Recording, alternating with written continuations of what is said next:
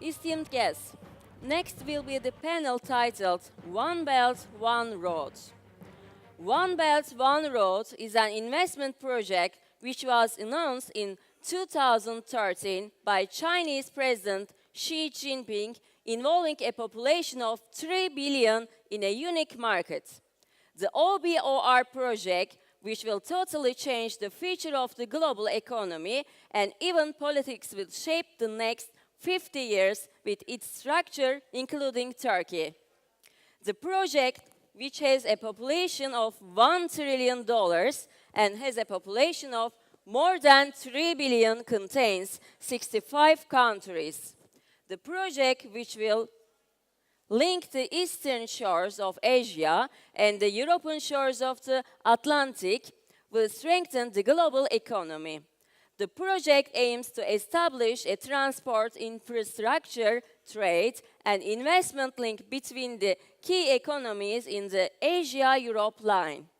The project, which reached a global coverage in later times, has two important international trade routes from land and the sea. The Silk Road economic belt, which forms the section of the belt, and the Sea Silk Road, constituting the road section. Esteemed guests, I would like to announce our moderator is Frank Tsai, Regional Research Director for Asia Pacific Control Risk China.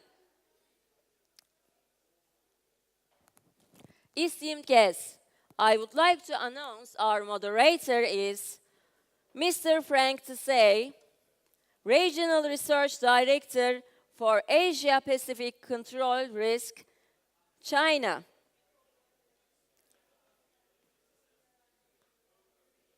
I would like to invite to the stage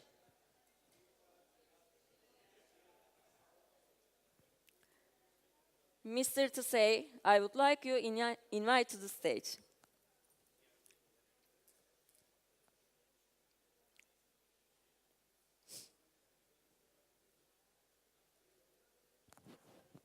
Welcome. And our panelists are Dr. Maximilian Mayer, Technical University of Munich, Germany. I would like to invite to the stage Dr.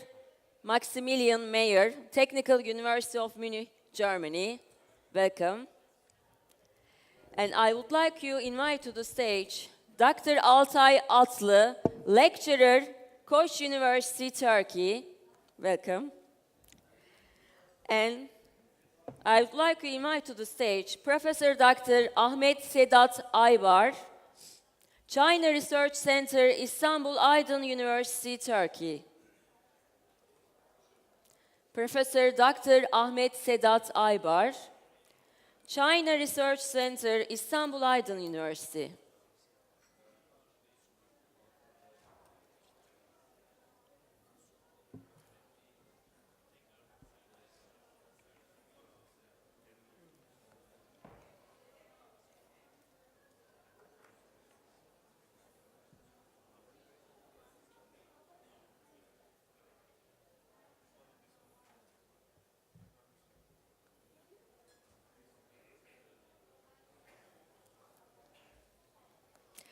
Stage is yours.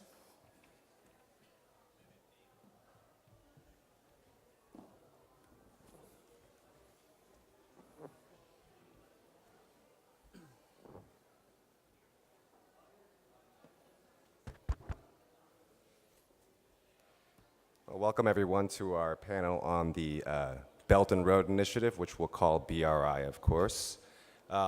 Just a very brief introduction to what's going on with China's Belt and Road.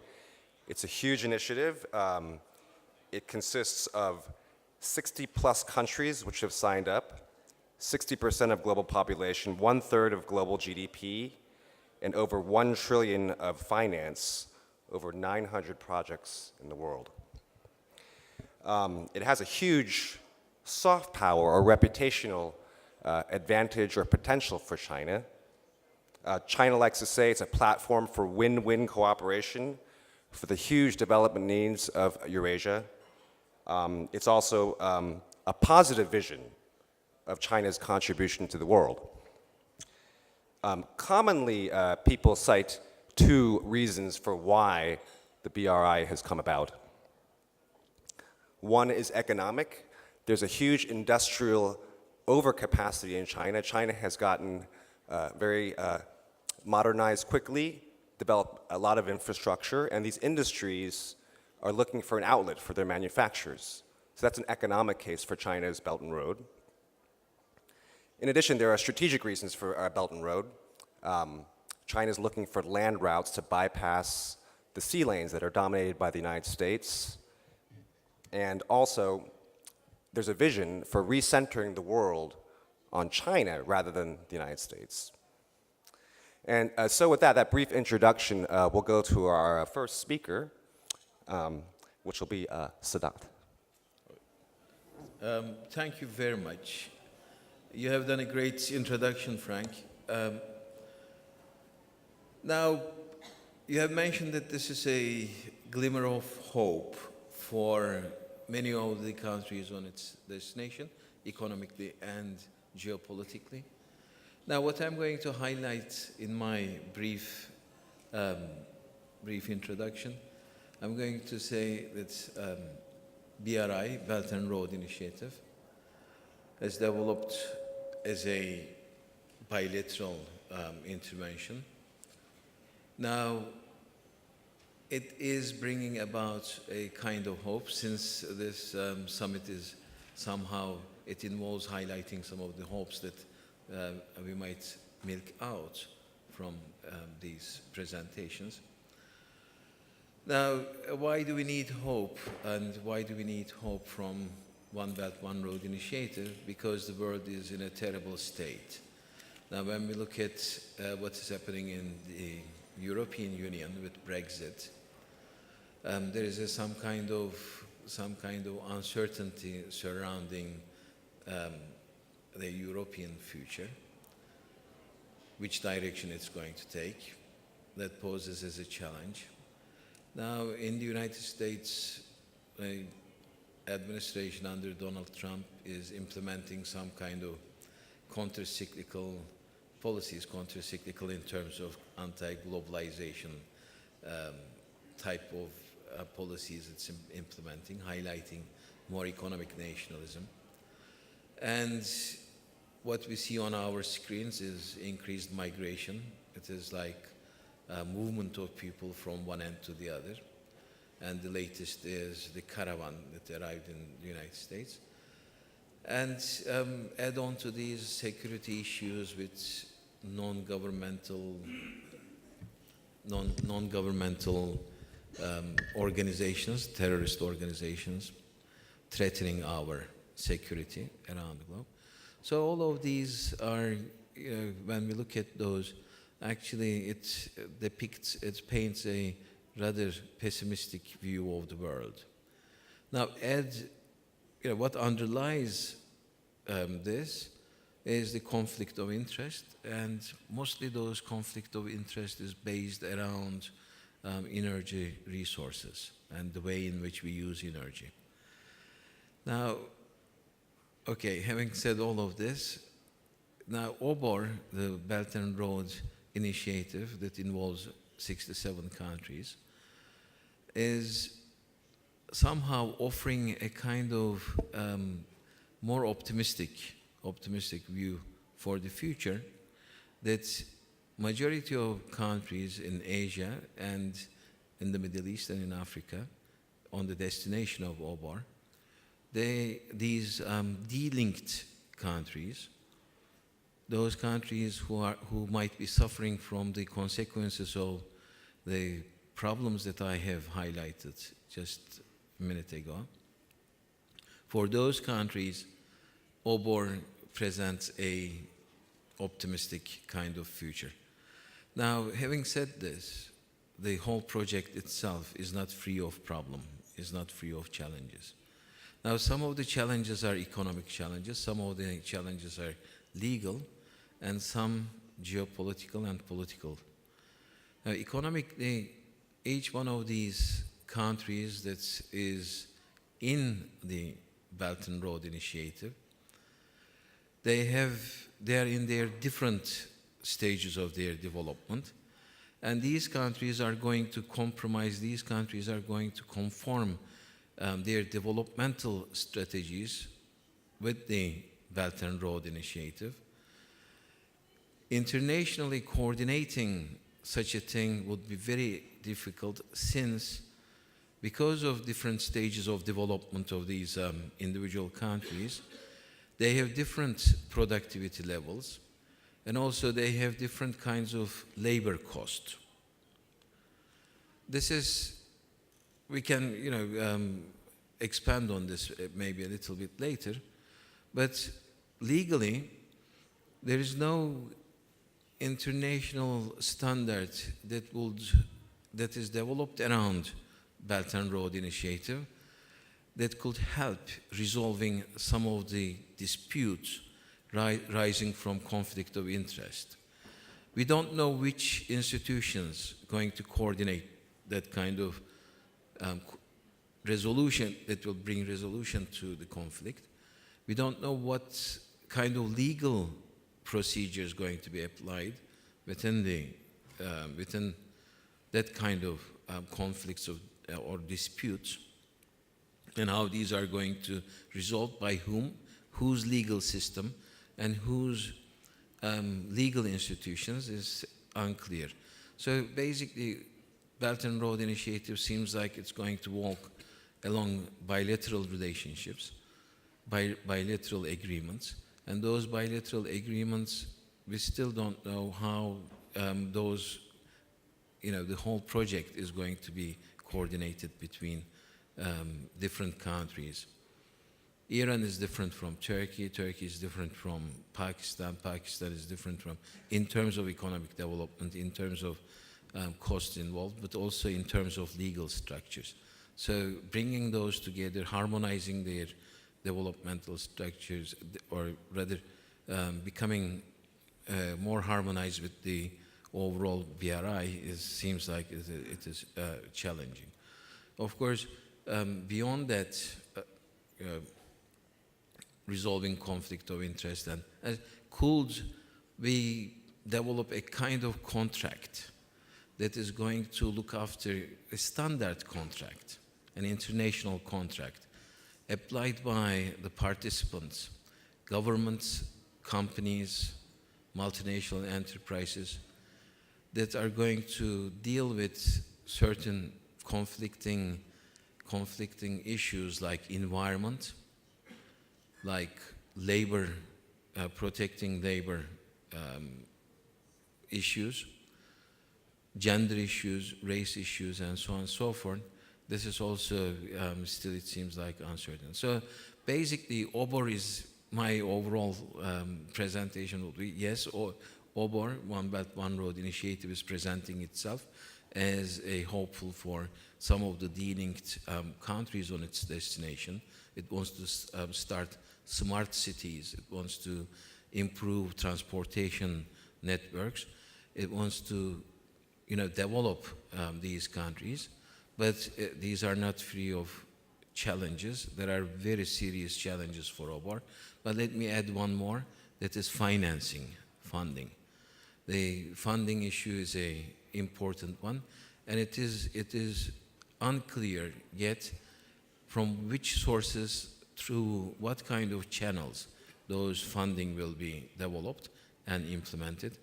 So I think this will be enough for the introduction.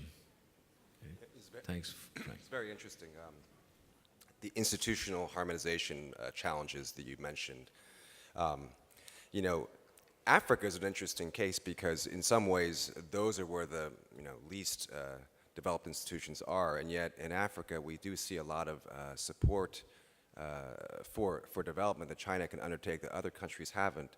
So I wonder what your views are of China investment in Africa. This is a very important part of it, but all of the challenges that I have mentioned before, these are also valid for Africa and the Chinese involvement in Africa. If we want to decode what is happening in Africa. First of all, not necessarily only for Africa, but for overall project, what is really needed at this moment is reliable data, so that we can work our way through how Belt and Road Initiative is unfolding in terms of bilateral relations, but also overall what kind of returns it's generating. In order to understand this, we need really reliable data. And when it comes to Africa, the continent of Africa, it is even more important, and the availability of data is more important. Now, looking at what we have at hand and decoding what is happening in Africa, actually the Chinese involvement in Africa is going on trilateral basis. That is, the Western powers, Western companies, the Chinese companies in China, and African indigenous companies and countries, the governments, they are actually working through their way trilaterally. And this is providing a complementarity between the three. A complementarity creates a kind of, allegedly, a kind of win-win situation.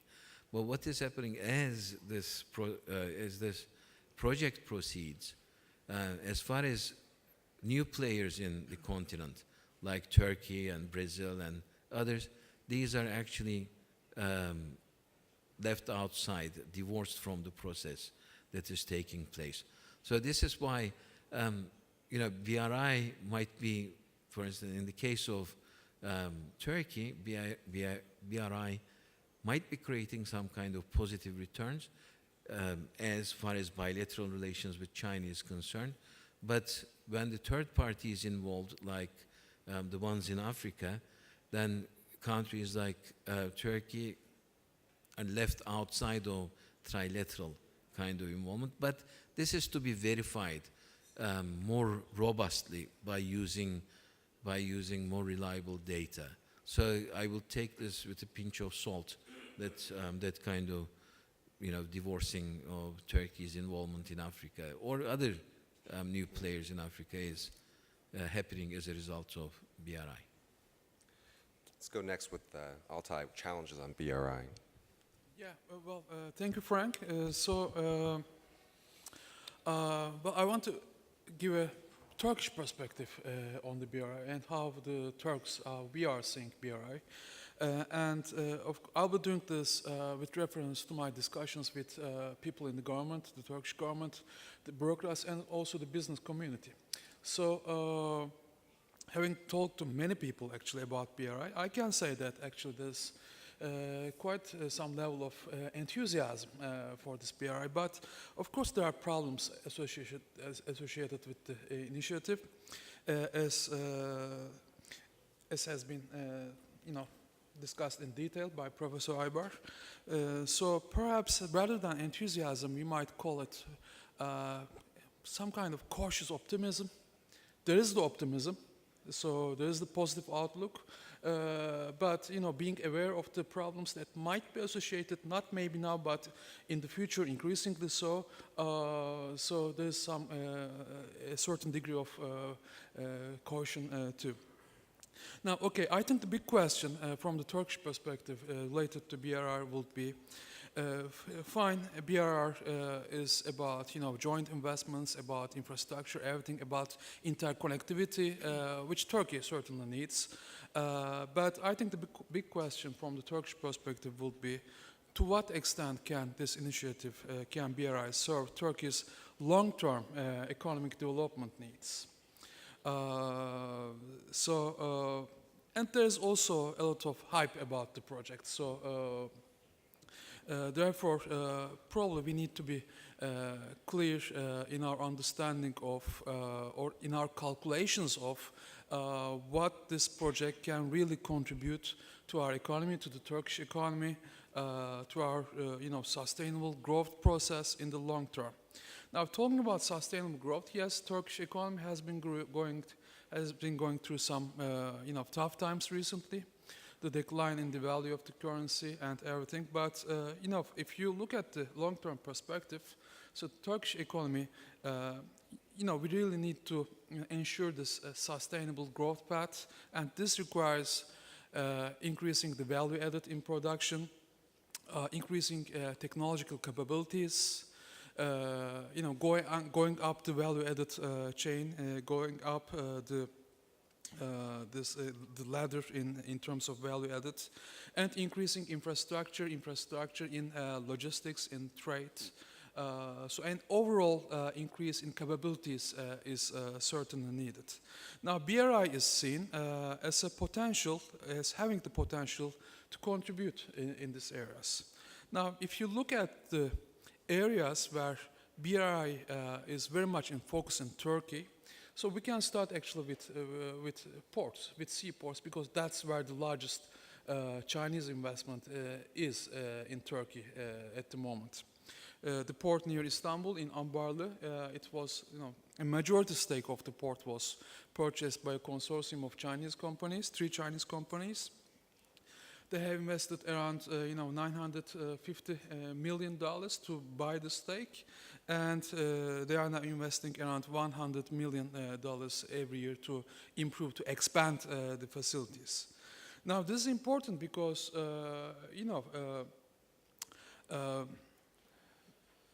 in order to sustain this growth, and Turkish exports have actually been increasing recently, but in order to sustain this, in order to further develop this, one very important thing that is vitally needed is, increasing your infrastructural capabilities, logistics capabilities. Well, if you don't have the port, if you don't have the necessary, container processing capability, so there's no point in, producing stuff for exports if you cannot, physically export them. So yes, that port has been an actually important contribution to Turkish capabilities in that sense, and it is also important in the sense that it has placed Turkey within a logistics network in the Eastern Mediterranean, in this part of the world, by connecting it with other ports in the area and also with European ports. And of course with the port of Piraeus, where Chinese investment has totally changed the game near Athens. So this is one thing. There are other projects in the pipeline, for example, railways. I mean, the Chinese companies have already been active, I think in 5 or 6 projects, they have already been active in railway projects, but there are new projects coming up, like the Edirne-Kars high-speed railway line, which will connect the westernmost point and the easternmost point of the country.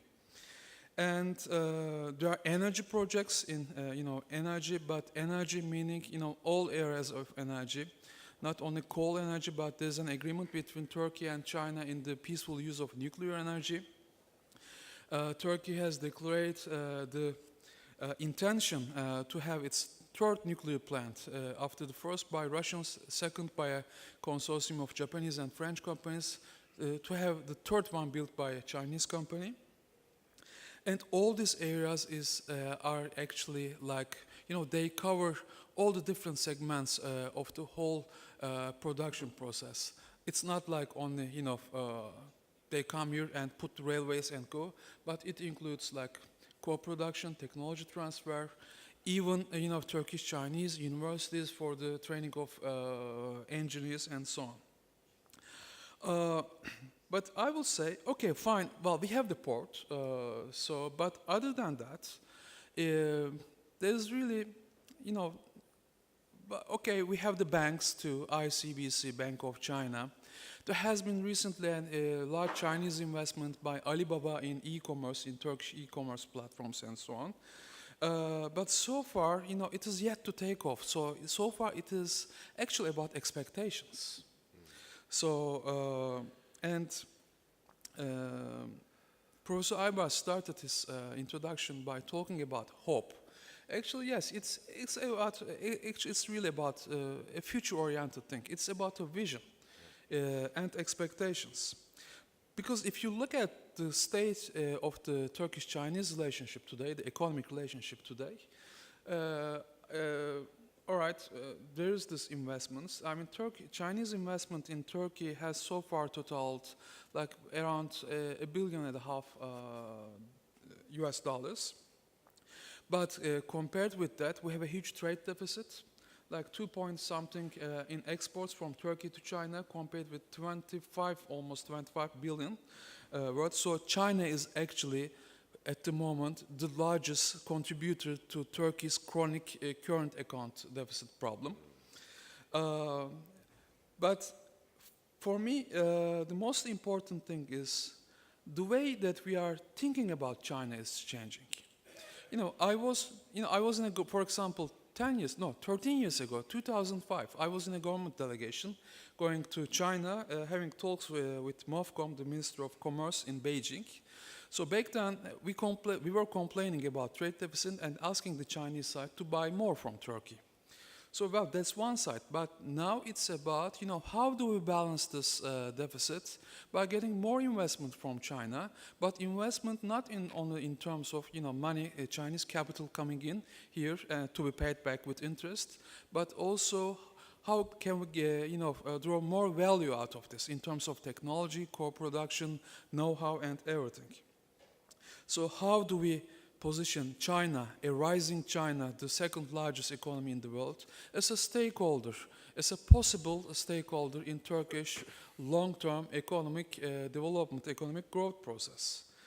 But as I said, well, so far we are seeing the beginnings of this process, but it's at the moment more about expectations than actual outcomes. But the future will bring many things, more and more expectations, because the Belt and Road Initiative is at the end of the day not only about China and Turkey, it's all about a very large geography. I think the Middle East, how it will develop in the Middle East will be very important for Turkey. For example, in the post-conflict reconstruction period of Syria, so how will Chinese involvement take shape here? How it will develop, and how, what kind of cooperation possibilities can emerge between Turkish companies and Chinese companies in this process? Well, this is just one of the questions. But yes, the future will come with expectations. I was very much on the positive side, but this is not being naive because the challenges and the possible problems and conflicts that could arise have been explained. So looking at the fuller half of the glass, I would say, yes, there are a lot of grounds to be optimistic, but this is at the end of the way a cautious kind of optimism. Let me stop here. It's very interesting to hear that perspective. I think from the perspective of Shanghai, how do we think about this? I mean, on the one hand, the Belt and Road is supposed to develop poor countries in Eurasia, especially Central Asia. On the other hand, though, it's a road to Europe. It's a way of tying up this continent, because Europe is far more important to China economically than any of the countries in between. Now, Turkey is important in this context because it is the gateway to Europe, and the Belt and Road actually goes right through this city. So it has from an outsider's perspective, it has a huge role to play. And I'm just curious about how the foreign policy of Turkey is shifting. Is there a real shift to recognize this and put much more emphasis on China versus Europe? Well, of course, things do change in countries' foreign policies. There are ups and downs, and at the moment, Turkish relations with its Western allies, with NATO allies, have gone through difficult times. But if you take a longer-term view, and what Turkey is trying to achieve is to position itself as a global player. It's not about making a binary choice. It's not about a either or black-white dichotomy. It's not like we are upset with the Europeans, so let's just forget about them and become friends with the Chinese. I mean, it's not such a world anymore. It's not the Cold War anymore. Okay, it's not the bipolar world of the Cold War where you had to take sides. It's an interdependent world, and China is the second largest economy. So, Turkey, I think geography-wise, especially, very well located to connect the two sides of the world, the East with the West, Asia with Europe, and Turkey just want to do that, want to be a global player, and it's not about making choices, or it's not really about, I don't really like the word, the shift of axis. I mean, whose axis? I mean, it's not the Cold War. We are not living in a world of axes. So I think the only axis in the world is the global economy. Great. Max, last presentation. Yeah, thanks very much. I don't know whether you can see the presentation already.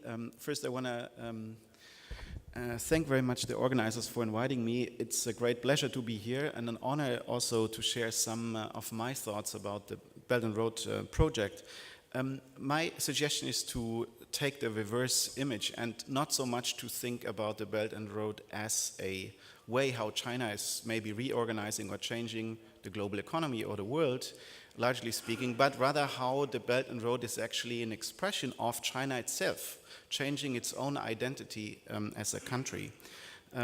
So what's remarkable about the Belt and Road is, first of all, that it has been attracting a lot of positive response. It was actually the first time in recent memory that China could set up a global theme. So that's in itself quite remarkable. Of course, there's a matter of timing. So the Belt and Road came at a time when a lot of sort of Western-led projects of economic integration started to falter, and we have now a lot of people in Western capitals talking about the end of the liberal system, or maybe the sort of crumbling of a Western order. And in that kind of timing, China comes up with a very attractive and sort of progressive agenda for world politics, which is not coming from any other great power at the moment. But it's also innovative in a sense that it's sort of transgressing the Cold War visions and worldviews. So it's setting up a new kind of geographical imaginary. There's many more actors involved. Many people call that the Eurasian moment.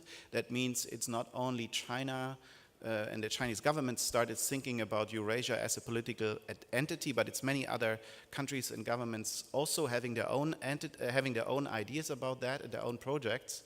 And the Belt and Road somehow became a platform which is more open-ended, more discussion or conversation about that, and has to a large degree a very inclusive nature. And I think that's one of the reasons why it's been so attractive for many different actors. Also, it's accounting for different projects of regional integration in Central Asia, in Southeast Asia, also in Eastern Europe, for example. So it's sort of trying to negotiate all these kind of different processes of institutionalization. Somewhat predictable, the response, especially in Western countries, was rather skeptical in many cases. Probably one of the biggest reasons for that was that I think a lot of Western audiences and maybe also the rest of the world were somewhat lost in translation, because the Belt and Road, alone the name, right, the Chinese name is Ida-Ilu, so they changed the official translation a couple of times. It's unclear and still unclear whether it's a strategy or initiative or just a project. Is it the entire Chinese foreign policy, or is it just one element of that? So it's the language behind that, the vision, but also the values supporting it are and used to be for a long time unclear. I think that's still, the Chinese government is still trying to work that out. But there's also a more skeptical attitude towards the notion that it's economic win-win situation. So a lot of Chinese economists were actually pointing out that the rationale behind that project was over-accumulation within China. That doesn't mean necessarily that this will create a win-win situation in other markets, and other markets would be benefiting from accepting capital and products and other items which are too much in China, needs to be expanded in other markets. The biggest critical response was certainly coming from the assumption that the Belt and Road has actually a hidden motive, that its real goal is a geopolitical goal and making China the dominant power not only in East Asia, but also even in Eurasia. And that's playing out very strongly, at least especially in the last couple of weeks. Because the Trump administration has taken up that narrative very forcefully now and is openly challenging China on that grounds. My suggestion is that all these discussions are very important, and the economic and financial elements of the Belt and Road are really quite important aspects, but it's also important to discuss the cultural dimensions of the Belt and Road, and that's what I want to do next, because I think that's something which has been overseen for a long time. So my simple assumption is that while China embraces the world, its own national identity is under reconstruction, and that kind of process itself is not only fascinating but highly relevant to understand what the Belt and Road is about. What do I mean by that? It's sort of a process going back and forth. So you have China, the making of China as a great power, which is open-ended, right? We don't know exactly where this ends up. It's not a set trajectory. And at the same time, Eurasia becoming progressively a cohesive political entity. So there's a co-production working. And to look into that co-production, we can, for example, ask which kind of historical experiences are shaping China's identity and where's China coming from. And second, what kind of cultural and intellectual resources are available for Chinese elites, or are missing maybe, to engage with the world.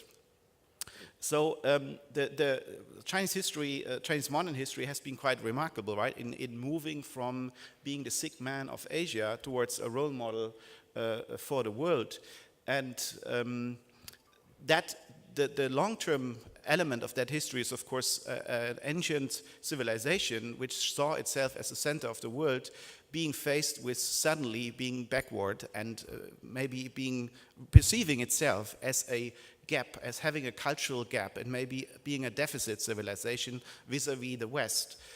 So ever since the 1840s, you have this response towards a fast-moving, economically, institutionally, technologically fast-moving European and transatlantic world. And the most recent element of that is, of course, the integration of China in the global economy after with the opening reform policy in the 1980s and 90s. And this kind of deficit perception has changed now and has been transforming into a strong self-confidence, and the idea that China is actually indeed again a model, could be a model for the world, not only in terms of exporting administrative technologies such as special economic zones and so forth, but also maybe having a larger idea of order for the world, which could be somehow a new version of the ancient tradition of the Tianxia idea.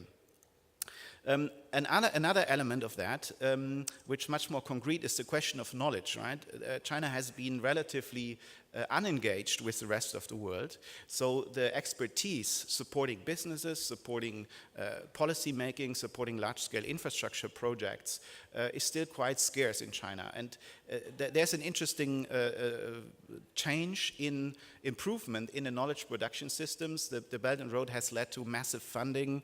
There's hundreds of new think tanks in China. There's a lot of new research institutions within universities which produce knowledge about the world, actionable knowledge which can be used for projects. But despite that development, China still lacks largely knowledge about the rest of the world, with the exception maybe of Japan, the United States, and Europe to a certain degree.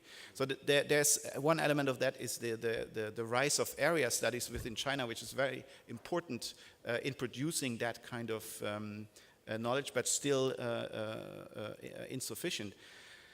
Moving from the elites towards the population, there's also the question in which ways can there be and is there any popular support and legitimacy for the Chinese government to be engaged, to put a lot of capital into other places which were not seen as being neighbors or as being related to China for a long term, because it has been relatively isolated. It didn't have any tradition of global exploration, of traveling, of discovery, but also, of course, of colonization.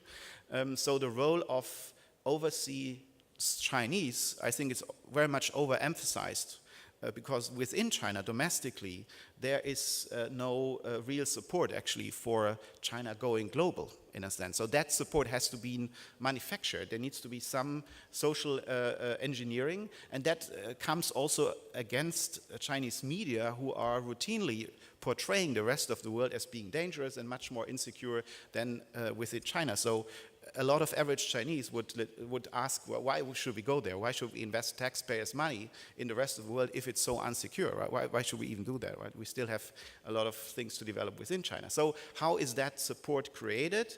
There's a lot of work done by the Chinese government. It's very interesting. I take just one example, the creation of a maritime culture. China didn't have for centuries any large-scale maritime culture. It was not aware of being next to a big ocean and having an extended engagement, but that's the Chinese state tries to reframe that. For example, by building up a lot of museums, by building up underwater archaeology, proving that or showing that there has been a lot of trade, there has been Chinese engagement with Southeast Asia, India, and so forth.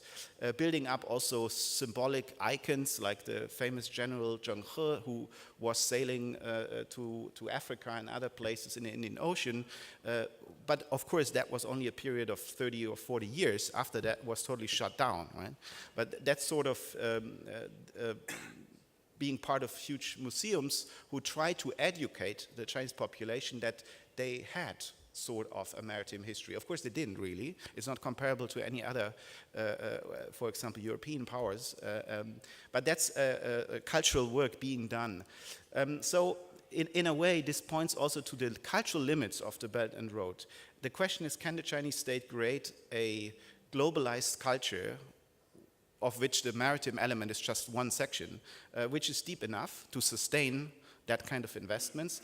And I think the second question I only want to point out very shortly here, can the Communist Party especially articulate a progressive and a credible vision of cultural diversity? And that's another huge issue. Cultural diversity has been becoming ever more a problem within China, especially in terms of religious diversity, and the role of Islam and the Muslim population in provinces like Xinjiang, while at the same time China engages along the Silk Road with a high level of cultural religious diversity in many countries. So there's a sort of a contradiction. And the second contradiction is that for some reason the Chinese leadership has decided that the way to talk to the rest of the world is a civilizational discourse. Right? It's an answer to Huntington, in some sense, a positive way of interpreting Samuel Huntington's thesis of the clash of civilizations. But historically, there has been a strong tradition of China seeing itself as being the center of the world and superior to the rest of the world. So there's some problem, there's some tensions, right, in that kind of things. So in a way, this beautiful Ming porcelain, which has been taken up from the bottom of the South China Sea, is arguably as a symbol of Chinese maritime history and of being a global culture more important than China building, for example, an aircraft carrier as a symbol of national power. But in any way, the cultural element, the cultural underpinnings of the Belt and Road, I think, are quite crucial, at least as important as the financial and political elements of it. Thank you. So all these points are very much worth reiterating. And we've talked recently about this too. I mean, Chinese civilization has been isolated for thousands of years, and it was always dominant in its sphere. It doesn't have the tradition of contact and competition with other civilizations, and this accounts for a lot of its issues now of dealing with the world.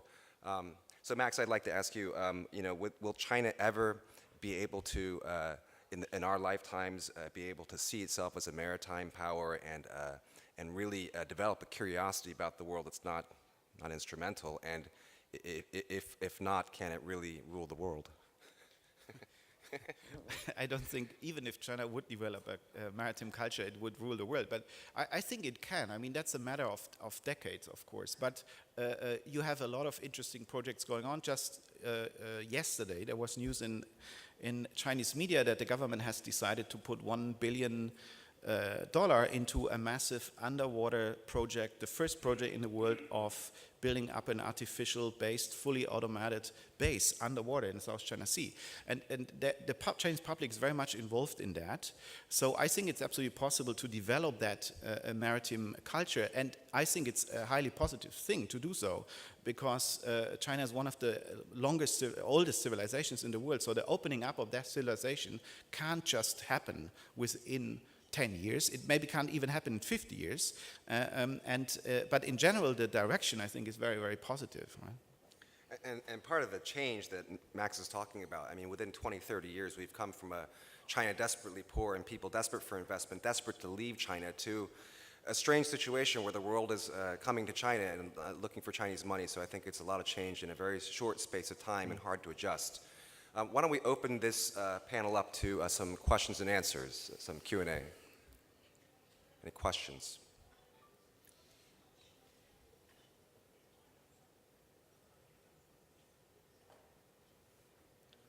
This in the front.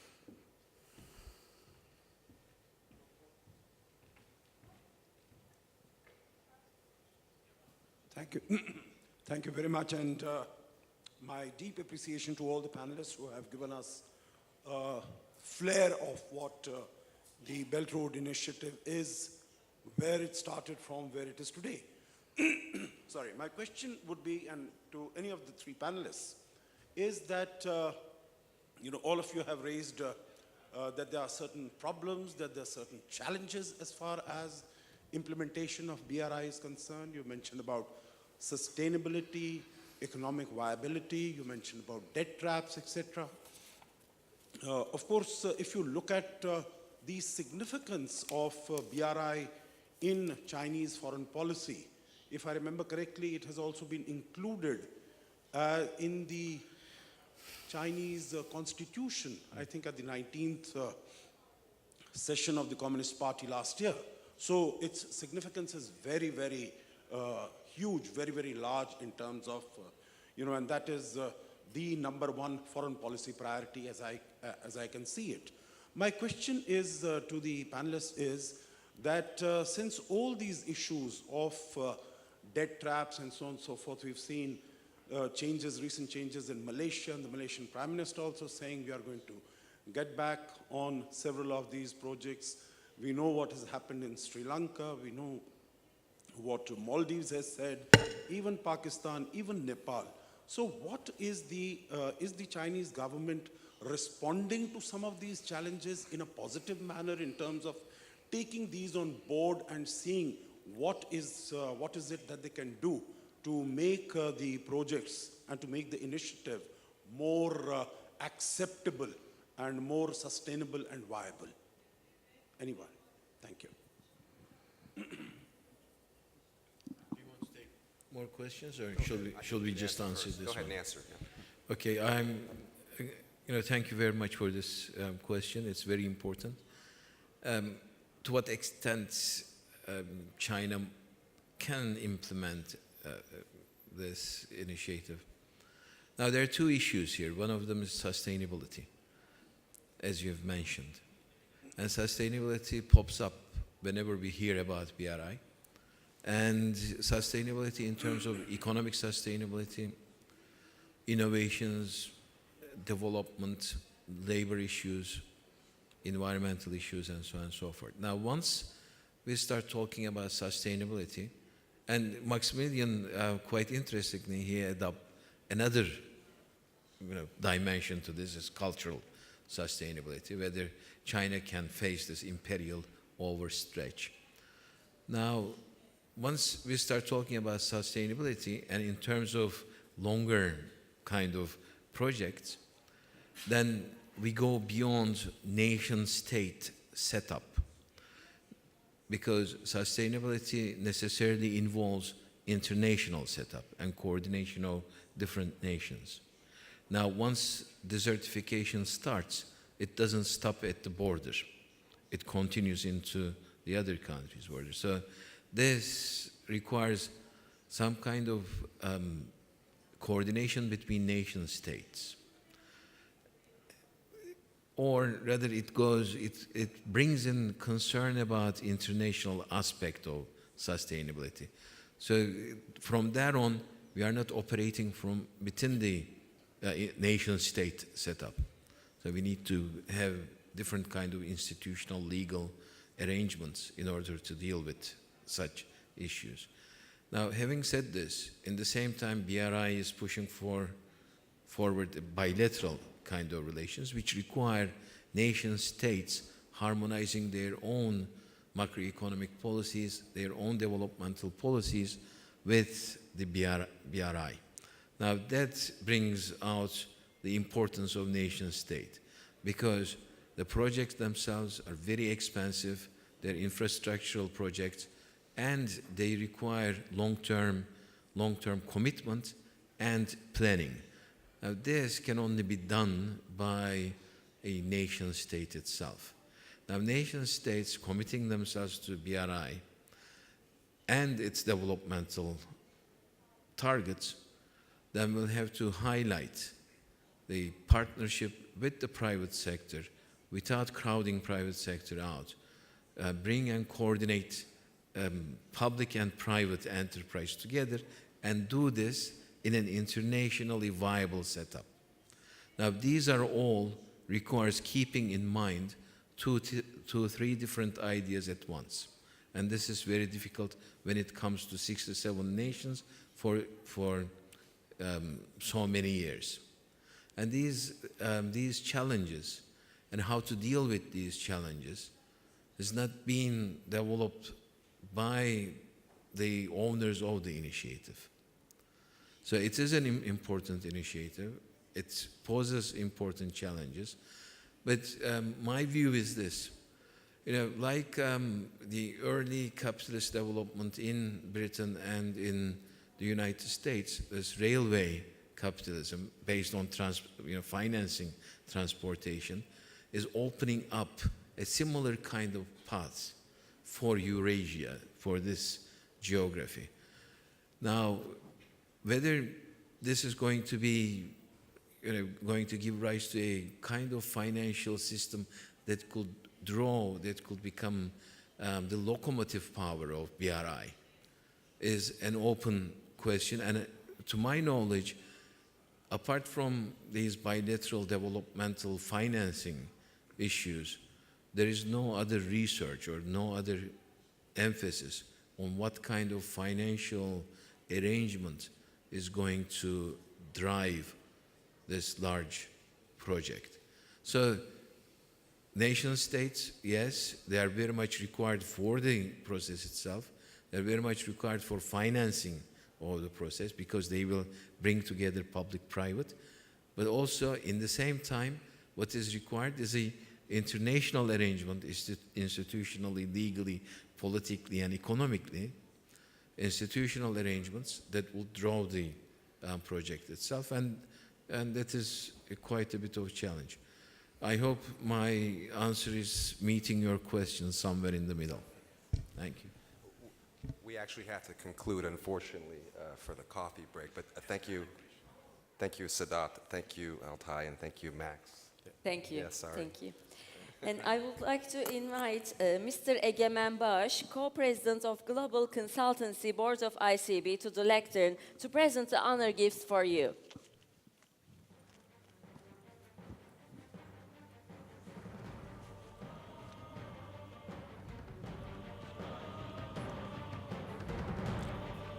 Esteemed guests, now we will have a short coffee break. 15 minutes later, we will start a very important panel titled Future Technologies.